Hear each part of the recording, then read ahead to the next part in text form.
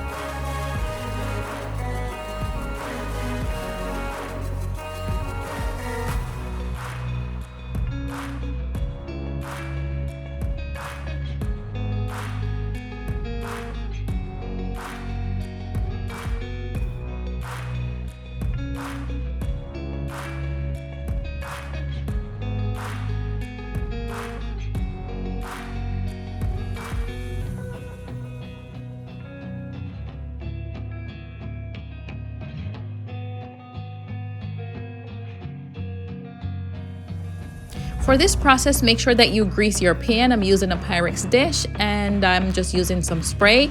So be sure to spray it because you don't want them to be sticking in your pan.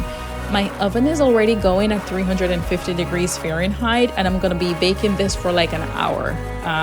You certainly don't want to rush this, and this is one of the main ingredients, chicken broth. You want to make sure that your chicken is very moist because you don't want it to be all dried out. And be sure to cover it too.